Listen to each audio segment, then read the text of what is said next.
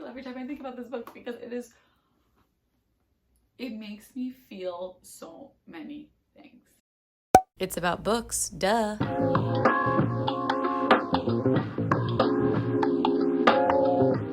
guys, welcome back to my channel. I'm Paige and this is Pages with Paige. Today we're going to be talking about the 10 books that I managed to read in the month of August.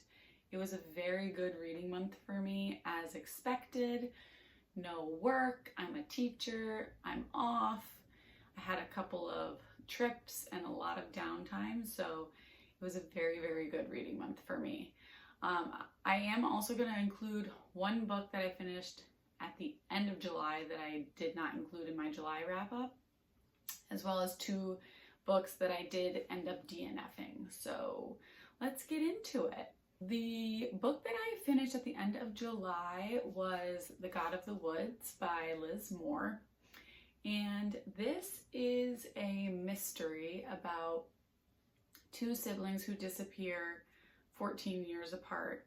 It's set in the Adirondacks in the 70s and 80s, and it is set at a summer camp. So perfect read for the summer. I did talk about this in my 5 books I think you should squeeze into the last weeks of summer video, because it is that good.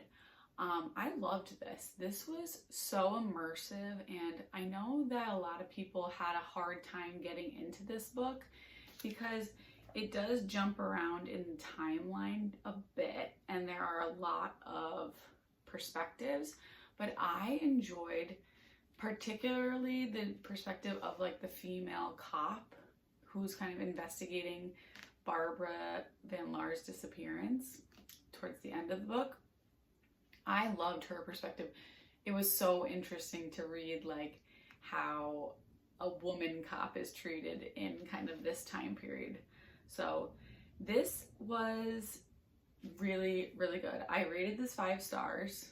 I would suggest this book to anybody who wants like a slower burn mystery with a very, very like atmospheric feeling. And let me tell you, when you get to the end, you're gonna be like, wait, what? That's the end? I've never read anything by Liz Moore, but this was really, really good. I really enjoyed this. So this was the last book that I read in July, so I just wanted to talk about it here because I loved it and I think you should check it out. So the first book I finished in actually the month of August was an audiobook, and it is A Calamity of Souls by David Baldacci. Now, this audiobook is incredible because it has a lot of voice actors, which I enjoy.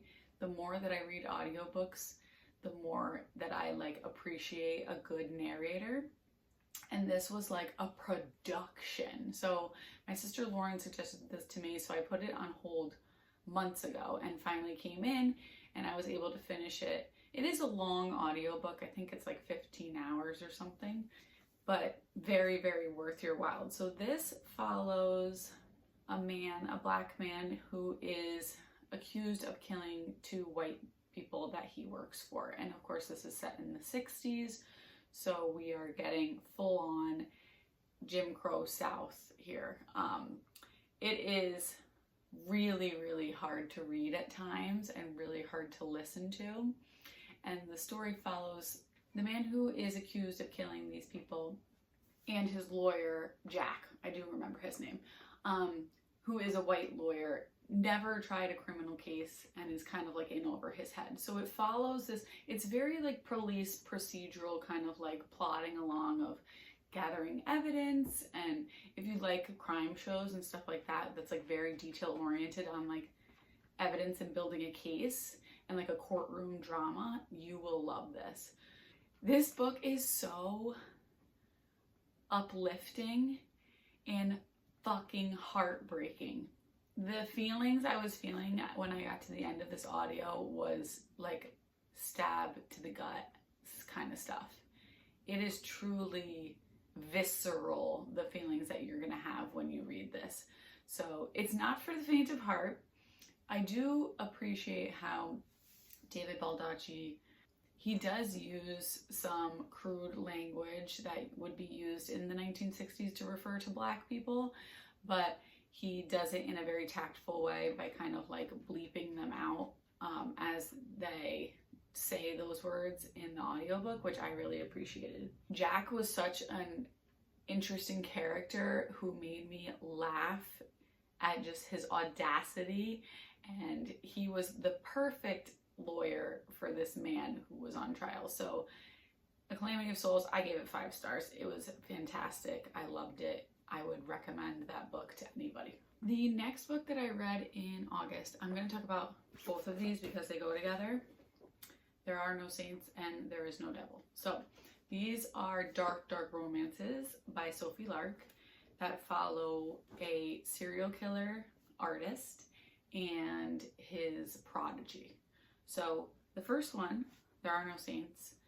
Damn, this was crazy. I haven't read a dark romance like this, like ever. And it was kind of gnarly at points. I thought, this is the thing, I really enjoyed this book, but at some points I was like, am I okay? Like, I don't think I'm okay for enjoying this. The romance was kind of like literally out of nowhere because he's just like stalking her the entire time, like full on stalker. He literally leaves her for dead at one point. Like the stuff that happens in this book is bonkers. Then all of a sudden they're in love. And I'm here for it. I'm here for it because he's like, okay, I'm going to protect you. Like, I'm going to protect you. You're going to be, don't worry, like, I know what I'm doing. And she's kind of like figuring out that he's a psycho and loving it because she's also kind of a psycho. The only issue I had with this was the consent aspect. Okay, so I know this is a dark romance, but when a character is screaming, no, wait, and we're not waiting, I can't get on board with that. So it was a little iffy for me there, but overall, I did enjoy it. I gave it 3.5 stars. I liked it. Now, There Is No Devil. There was no need for this book to even happen. We needed the last 100 pages tacked onto this one, and it would have been just fine, because this is just wrapping up the story, kind of the conflict between Cole, our serial killer, and Alistair Shaw, our other serial killer, who were kind of like in a rival together. Didn't love this. I think I gave it 2.5 stars. Like it was okay. These were pretty good. If you're looking for like a dark romance about serial killers and art, go for it. So now we're coming to my first DNF of the month, which was Divine Rivals by Rebecca Ross. I wanted to like this book. This is like a very, very overhyped book. And it's about like, it's got some magic in it. It's a love story. It's a little YA. I think that's why I didn't like it. I listened to the audio and I got to 50% and I felt like I just did not care about the characters. There were elements of this book that should have been really cool, like a typewriter that sends letters across, areas, and we don't know the identity of this man writing to us, and we're falling in love, and they're enemies, and yeah, that sounds great. Wasn't for me. So I had to DNF it at 50% because your girl is not going to waste time reading books that she doesn't like. That's just where I'm at right now. So Divine Rivals, sorry, wasn't for me. Now the next audiobook I listened to was a doozy. I also didn't rate this one. I did finish it, but I did not rate it. Saving Noah. Okay, so I got this recommendation from Jolie, who is a booktuber, and she described it as like really messed up. And I was like, okay, it's an audio. It was a quick one. I was like looking for something just to like get me back into the audio world. This is about a woman whose son is a pedophile. So right there, like why am I reading this? I don't know. I'm literally a teacher. I teach literal 5, 6, and 7-year-olds. Like, what am I doing? So we listened to this audiobook and there was nothing positive about this book. Everything was terrible, as you can imagine. Everything was depressing. It was so sad. It was heartbreaking. And I felt weird after I finished it. I felt weird that he had even read it. I felt weird that Lucinda Berry even wrote this book. I don't know why she wrote this book, but it's out there. If you want something that's really gonna make you feel like, wow, my life is damn good, pretty much regardless of what you're going through, listen to Saving Noah. I don't know what to tell you. Okay, but the next book I read was 5 stars. 5 stars. Bright Young Women. This, I love this book. Bright Young Women is about a woman who survives a serial killer attack in her sorority house. This is based on the Manson murders. Or no, sorry, not the Manson murders, the Ted Bundy murders. The way that this book was written was so engaging and it made you want to keep reading. And as a lover of like serial killer stories, I was like, this is awesome. We're gonna get the point of view of her where she's like surviving this attack and it happens right at the beginning, so you're like right into the story, and then we're gonna kind of see what happens. And then the way that they tie in people from the past was so, it just kept the story going. Now, Bright Young Women is like the perfect encapsulation of what it's like to be a woman even today. It's set in the 70s. I read a lot of books that were set in like the 60s and 70s this month, which is not typical for me at all. There were so many moments in this book where I was just like rolling my eyes because men, and just the way that like men think they knew better and like were smarter than women, and all of these things, all of these themes were very, very, very present, especially since the only witness was a woman. And one of the cruxes of the story is that she initially misidentified the attacker, and then she, tells the police, but I thought it was him, but then I knew it wasn't him, and they like couldn't let it go. So I loved this book. I thought it was so, so well done. It's really just like, it's brutal at times, brutal. And you need to see that brutality to really see the story and what these people went through in trying to find this man who was killing all these women. And there were so many points in this book that just gave me chills, and the way that the judge called the defendant a bright young man at his sentencing was just like, so I love that the title is Bright Young Women, and I just thought it was so clever and so well executed. So 5 stars for that one. I got another book off my physical TBR this month, and it was Wildfire by Hannah Grace. I am so upset that I waited so long to read this because this was just fucking adorable. I loved it. Golden Retriever man vibes, big time. Russ is adorable. He is so cute. So obviously this is second book in the Maple Hill series, and it is kind of centered around the fact that Aurora and Russ have a one-night stand at the college, and then they realize that they are working at the same summer camp where there's no fraternization allowed. Oh no, what's gonna happen? So they kind of like tiptoe around each other a little bit. There's some tension, but there's still so much chemistry that they can't stay away. And it is just everything you would expect from a Hannah Grace novel. I loved Icebreaker, so I knew I was gonna love this. And honestly, it exceeded my expectations. I think I gave this 4.5 stars. I just loved the summer camp setting and like all of that stuff. And the love story was so cute. Also, I listened to this on audio and read it kind of alongside, and it was great. Loved the audiobook. So Wildfire was a definite win this month. Unfortunately, the next book was not so much of a win. I picked up Like Mother Like Daughter from Book of the Month because I was wanting a thriller, you know, like summer thrillers. It's always works for me because like summer is for like sometimes mindless reading and just quick. I mean, it's so short.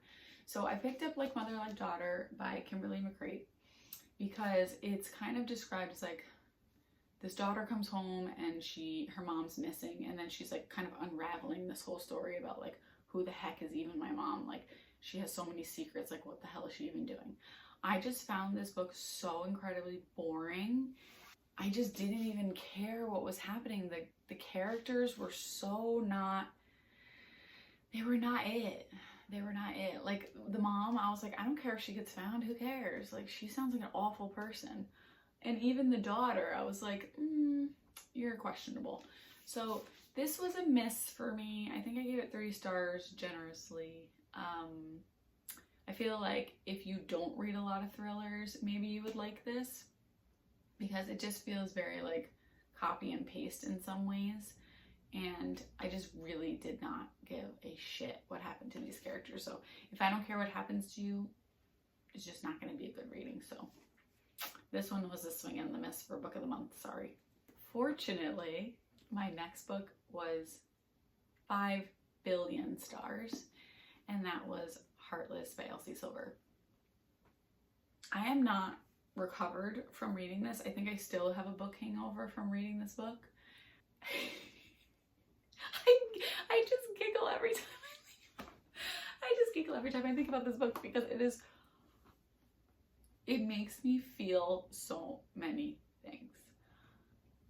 Single dad romance is now my bread and butter because holy shit, Cade was so good in this, and Willa was such a good FMC because she was just like, I'm me and I'm a wild child and I'm just gonna be who I am, but it wasn't obnoxious because sometimes those like wild child characters, you're like, okay, you're doing a lot.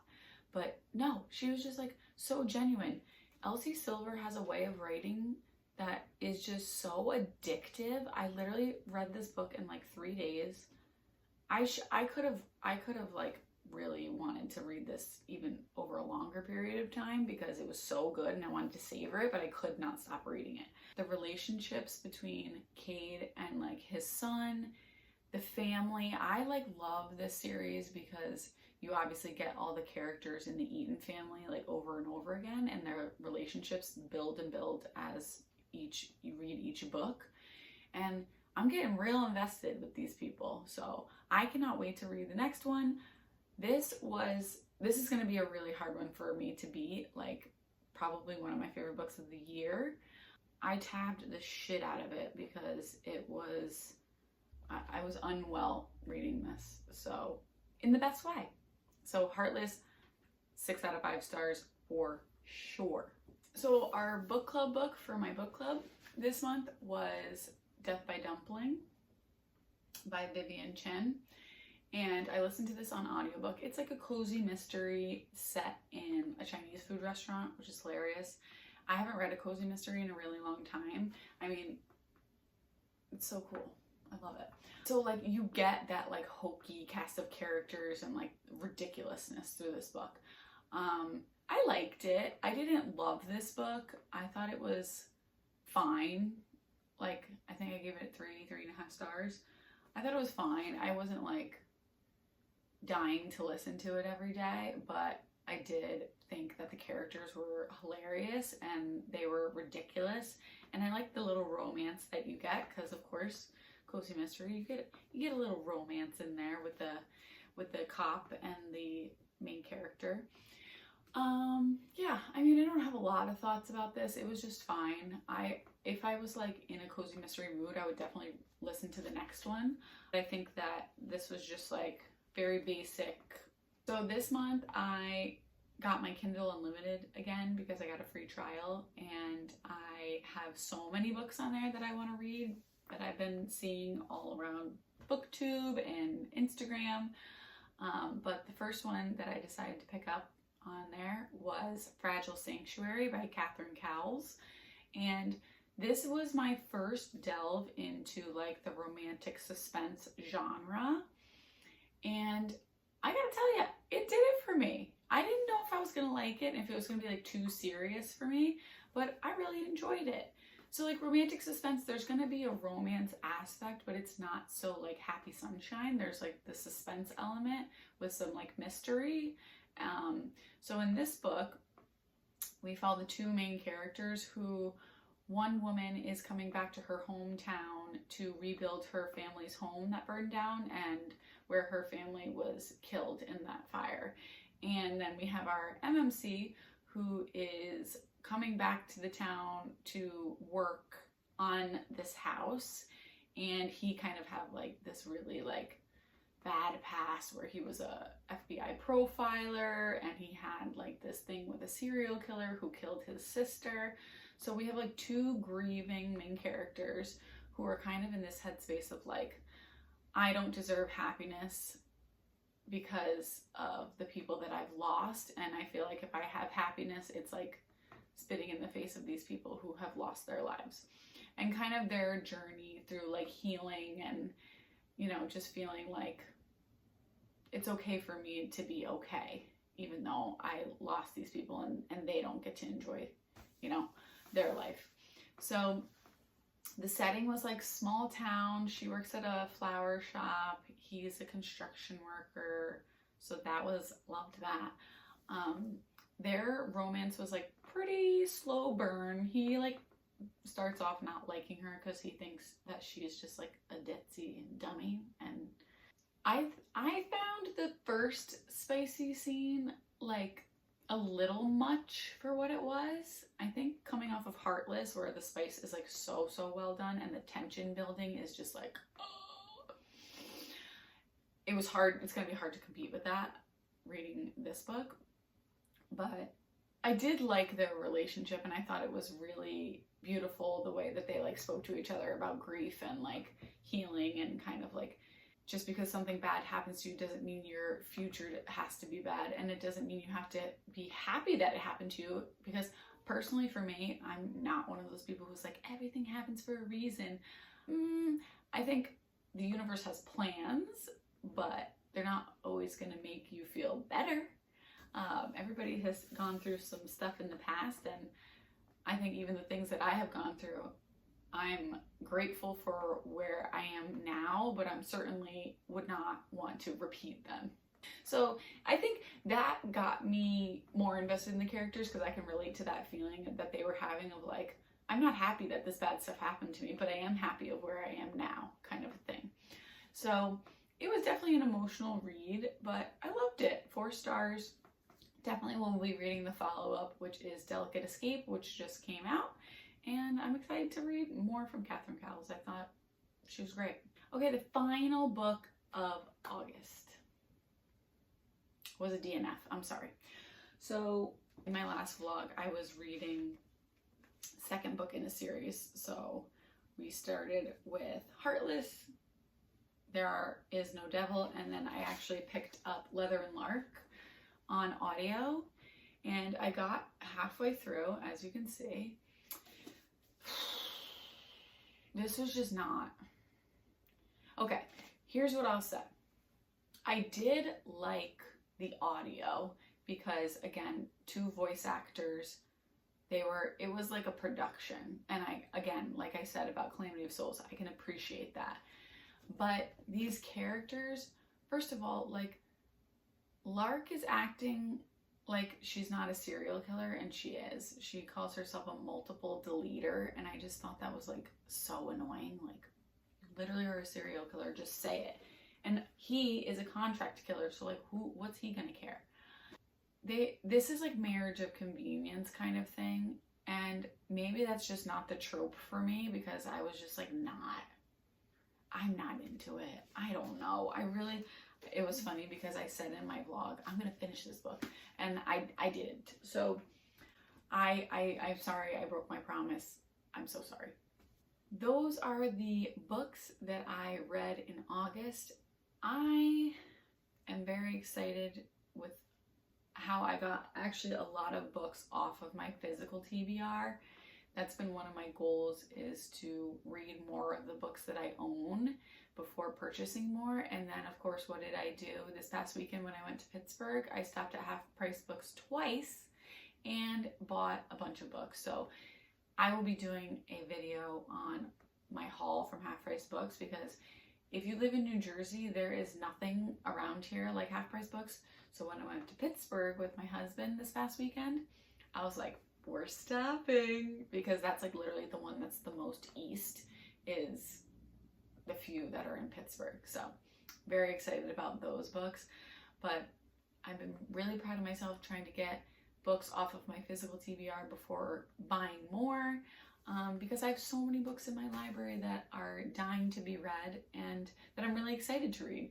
So stay tuned for the September TBR. It was so hard for me to put together, but that video will be coming out soon. I hope you enjoyed hearing me chit chat about all the books I read in August. And if you read any of these and have any thoughts, let me know in the comments, and I'll see you next time. Bye.